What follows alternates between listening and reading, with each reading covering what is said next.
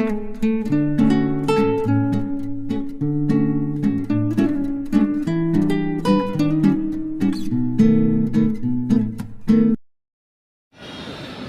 का मन सबसे अधिक धोखा देने वाला होता है और मन के विषय में हमें परमेश्वर के वचन से बहुत कुछ सीखने को मिलता है।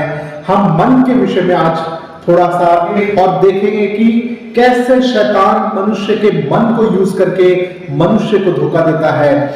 यिर्मयाह की किताब उसका 17 अध्याय 9 वचन में इस प्रकार लिखा है, मन तो सब वस्तुओं से सबसे अधिक धोखा देने वाला होता है। मन जो है वो सबसे अधिक धोखा देने वाला होता है और मनुष्य सबसे अधिक अगर किसी की बात मानता है तो वो अपने मन की बात मानता है, क्योंकि यिर्मयाह कहता है कि मन में असाध्य रोग लगा हुआ है।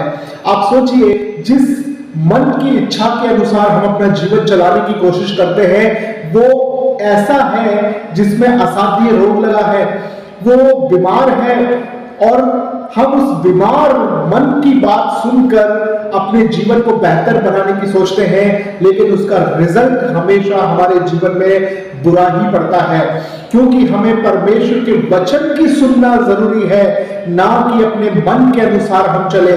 देखिए, जितने लोग अपने मन के अनुसार चलते हैं वो ठोकर खाते हैं और शैतान उन्हें बर्बाद कर देता है, उन्हें नाश कर देता है, क्योंकि हमें परमेश्वर के वचन से सीखना है, अपने मन की मर्जी के ऊपर चलना नहीं है। क्योंकि यिर्मयाह भविष्यवक्ता इस प्रकार बहुत सुंदर कहता है कि मन तो सब वस्तुओं से अधिक धोखा देने वाला है और उसमें असाध्य रोग है। लेकिन जब रोमियो के 8वें अध्याय 6 वचन में लिखा है कि शरीर पर मन लगाना तो मृत्यु है और आत्मा पे मन लगाना जीवन और शांति है।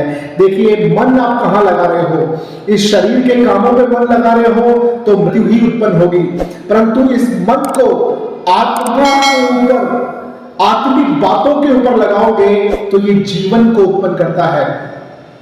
हम अपना मन शरीर पे लगाएं या शरीर को मन के ऊपर लगाएं। बहुत बार हमारा सारा शरीर जो है वो मन के पीछे पीछे चलता है, जहां जहां मन जाएगा और ये शरीर उसके पीछे पीछे चलता है। मन को अगर वो कपड़ा अच्छा लग गया तो उस कपड़े के खरीदने के लिए वो उसके पीछे जाएगा। अब मन को कोई खाना अच्छा पसंद आया तो ये शरीर उस खाने के पीछे, मन के पीछे जाएगा, क्योंकि मन बीमार है, उसमें असाध्य रोग लगा है। अपने मन का पीछा मत करिए, अपने मन की मर्जी करने के लिए मत जाइए, क्योंकि वहां पे आपको घाटा होगा, लॉस होगा। इसलिए सर्वश्रेष्ठ बात यही है कि इस बात को जान ले, परमेश्वर के वचन के अनुसार अपना जीवन व्यतीत करें।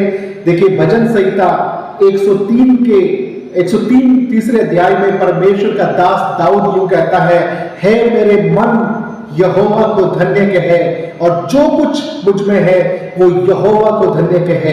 देखिए, दाऊद अपने आप को, यानी कि अपने मन को वो कह रहा है मेरे मन यहोवा को धन्य के। मन अपने आप से परमेश्वर को धन्यवाद नहीं देगा, मन अपने आप से परमेश्वर के कामों में नहीं जाएगा, मन प्रार्थना करने के लिए नहीं करता है, मन जो है वो बाइबल पढ़ने के लिए भी नहीं करता है, मन कोई भी आत्मिक चीजें करने को नहीं करता है, मन सिर्फ शारीरिक चीजें करने को करता है, क्योंकि ये मन भी शरीर का ही एक हिस्सा है। क्योंकि जो शरीर पर मन लगाता है वो मृत्यु है, आत्मा में मन लगाना जीवन और शांति है। तो हम ये कैसे करें? जैसे दाऊद ने किया, उसने अपने मन को डांटा और कहा कि है मेरे मन यहोवा को धन्य कहे और जो कुछ मुझ में है वो यहोवा को धन्य कहे। अपने मन से दाऊद कह रहा है और वो कह रहा है कि उसके किसी उपकार को ना भूलना। परमेश्वर ने जितनी भलाई आपके जीवन में की है उन भलाइयों को मत भूलना, उन आशीषों को मत भूलना। जब थोड़ी सी परेशानी आती है, थोड़ी सी बीमारी आ जाती है, थोड़ा सा प्रॉब्लम घर में आता है तो हम परमेश्वर को भूल जाते हैं, हम परमेश्वर के ऊपर दोष लगाने लग जाते हैं। हम कहते हैं कि परमेश्वर तो मेरी बात मानता ही नहीं, मेरी सुनता ही नहीं, मेरी दुआ नहीं सुनता, मेरी प्रार्थना नहीं सुनता है। लेकिन वचन में लिखा है उसके किसी उपकार को मत भूलना। परमेश्वर आपसे बात करता है, उसकी बात को सुनना और अपने जीवन को धन्यवादी जीवन बनाना, जैसे दाऊद ने बनाया। कि हे मेरे मन यहोवा को धन्य कहे। हमें भी अपने आप को कहना है कि हे मेरे मन यहोवा को धन्य कहे, यहोवा को धन्यवाद दे। तू प्रार्थना में लग, आत्मिकता में लग, हमें अपने आप को लगाना पड़ेगा।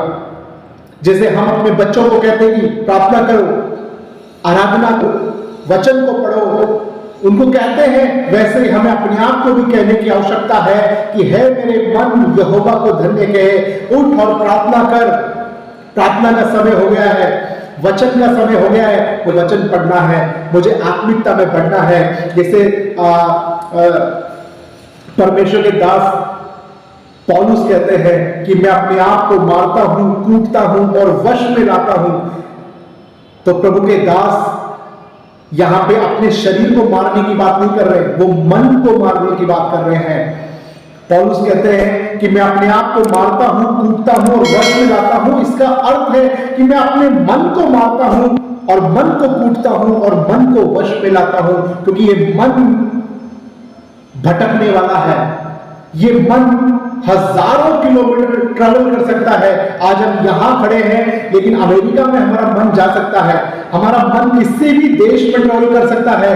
तो हमें अपने मन को बांध के रखना है।